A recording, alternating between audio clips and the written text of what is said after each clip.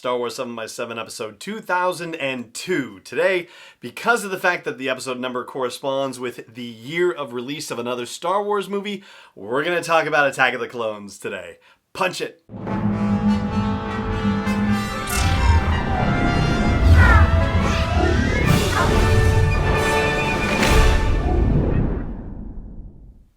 Hey Rebel Rouser, I'm Alan Voivod and this is Star Wars 7x7. Thank you so much for joining me for this episode. So, Attack of the Clones came out in 2002.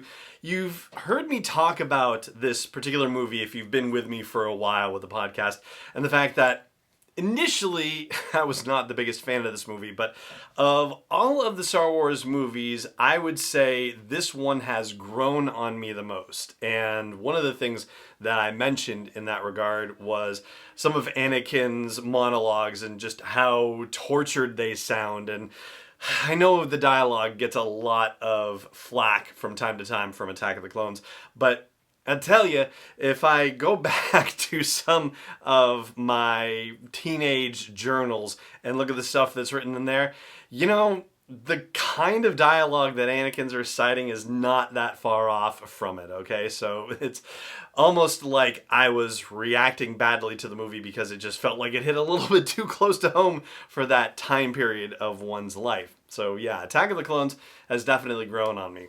And as far as these episodes go, where we're talking about the movies when the episode number comes up that corresponds with their year of release, as with our previous four for the original trilogy and The Phantom Menace, we're going to talk about the notion of family and how it affects the events of this particular movie. Seen through that lens, the Attack of the Clones events are pretty horrific for Anakin. I mean, on the biological side and on the surrogate family side.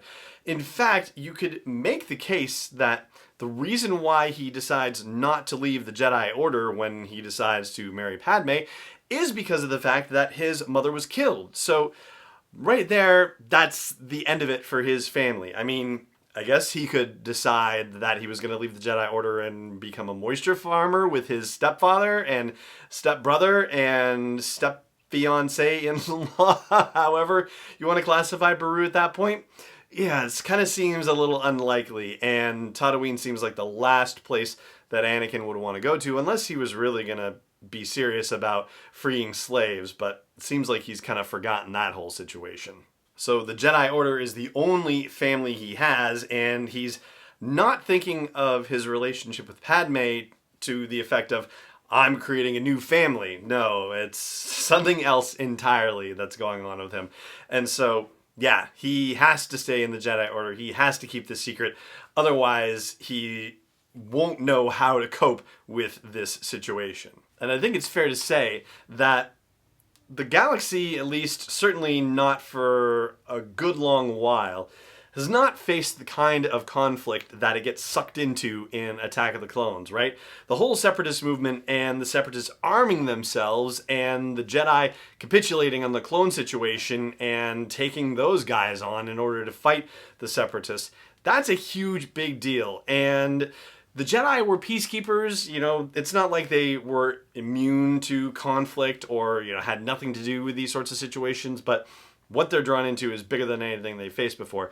And it does raise the kinds of questions that bring Anakin in conflict with the Jedi Order. The sorts of things that, to crib from Star Trek, the needs of the many outweighing the needs of the few or the one. And Anakin, with his burgeoning feelings for Padme, is certainly having a sea change in that regard. He is not thinking about things in terms of the many. He is thinking of the few and the one himself. Which, because this is a properly tuned vicious circle, is only exacerbated by the loss of his mother. He has already glommed onto Padme in one of the biggest crises of his life when he actually left Tatooine and left his mother. And yes, he wanted to do that, but he misses his mother. He was afraid for his mother. And yeah, you know, that's a female figure who he really invested in after that.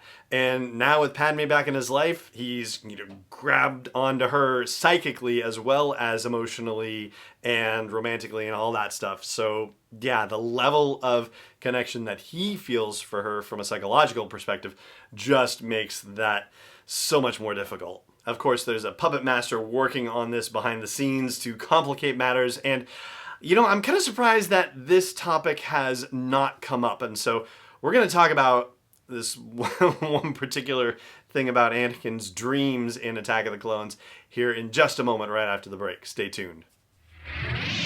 Hey Rebel Rouser, I've made some changes to the asteroid belt level at patreon.com/SW7X7, and they are all with sponsors in mind. So if you want to get the word out about your business, your product, your service to a dedicated Star Wars audience, then please check out patreon.com/SW7X7 and look for the asteroid belt level for details. Again, that's patreon.com/SW7X7.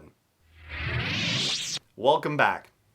So, Anakin has these terrible dreams about his mother and her fate, and I've, looked around and seen some discussion here and there, but I'm surprised that it hasn't taken on, a little more weight, a little more intent, a little more gravity, if you will. But what are the chances that Palpatine had something to do with these dreams that Anakin was having?